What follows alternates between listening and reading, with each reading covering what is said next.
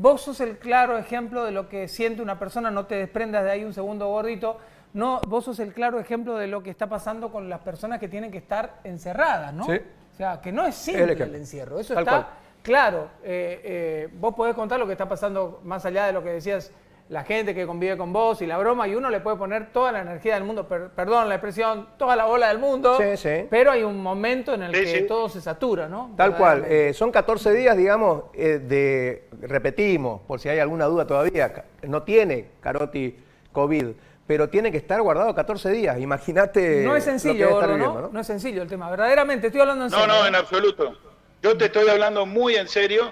Y no es para nada fácil. Después, si querés, lo hablamos más. Sí, sí, sería más jugoso hablar con Mariel, por ejemplo. Claro, con la esposa, ¿no?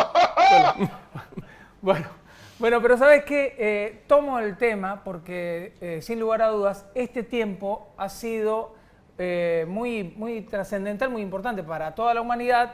Todo el mundo está pensando, hay un temor por el virus, por el coronavirus, pero también hay secuelas que se dan a partir de tanto encierro. Y dentro de las secuelas me parece que hay gente que buscando evadirse,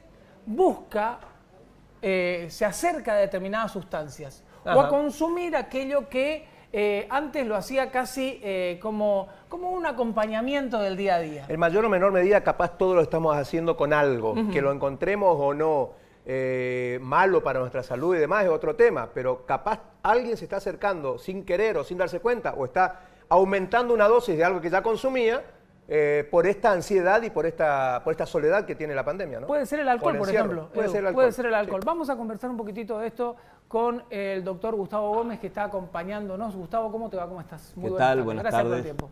¿Qué tal? ¿Cómo les va? Esto que estoy diciendo es más o menos así, ¿no? ¿Esto está pasando? Es más o menos así.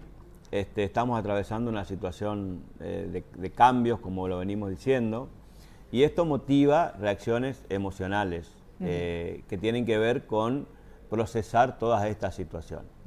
Y las emociones, las angustias sobre todo, a veces se conectan con un deseo de dejar de tenerlas y recurrir a un consumo. Si me permitís, yo quería, antes de viniendo al programa, recibía una llamada de una persona, alguien que concurre al dispositivo, y que me contaba que primero me mandó un mensaje, me decía que tenía ganas de consumir. Entonces la llamé y entonces me empezó a contar y que detectamos en ese momento que había una situación de angustia, que tiene que ver con un fallecimiento cercano. Y bueno, a partir de ahí ella me escribe su deseo de volver a consumir. Digo esto para que podamos ir detectando en cierta manera algunas señales que aparecen en nuestra vida, como ustedes decían, o como decía Eduardo, que no nos damos cuenta y que a veces nos vinculan con el consumo.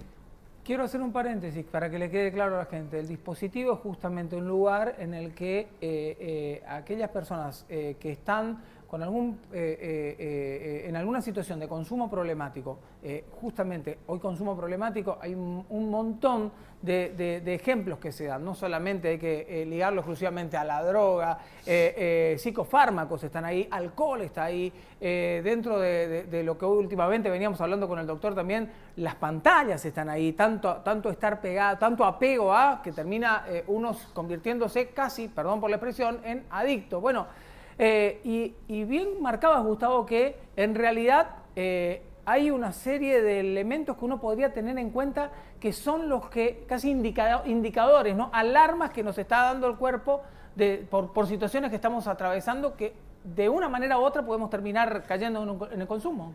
Sí, esto que vos le planteabas a Emilio, digamos, por ejemplo, que estamos viviendo todas las situaciones de encierro, las situaciones de angustia, de ansiedad, de incertidumbre, y bueno, esas cosas, y la necesidad de la inmediatez, de la resolución rápida. Y acá podemos ya hoy por hoy, después de haber pasado 6 meses de la pandemia, decir que estamos entrando en un proceso ya crónico. El proceso agudo en medicina es 60 días y el proceso ya es un proceso crónico. De manera que eso empieza a incidir sobre la estructura de las personas, las estructuras de personalidad fundamentalmente, y bueno, en algunos casos podemos tener resultados que están vinculados con algunos casos con situaciones, una personas que miraba decían, nos curan de la depresión. Es decir, podemos entrar en depresión aquellas personas que tienen capacidades para ser depresivas y, como decía Eduardo, empezamos a tener conductas que no son del todo buenas y que nos pueden llevar a tener un consumo problemático. Por eso yo decía, Gustavo, lo del alcohol. El alcohol puede ser que esté presente en las casas, en la familia, en todo el mundo, y justamente te digo, bueno, hay gente que se acostumbraba a terminar de cenar y tomaba una copita de algo, y hoy es quizás el primer paso a empezar a pasar por una situación bastante complicada. Claro, pero ahí es donde tenemos que decirle a las personas que ese no es el mejor camino, y vuelvo al ejemplo que contaba yo de la paciente, donde tenemos que entender que tenemos que tramitar la angustia desde otro lugar, porque si nosotros buscamos una salida rápida, encontramos una entrada, justamente, que es lo que vos planteás, al consumo problemático. Y eso hay que tenerlo muy, muy en claro.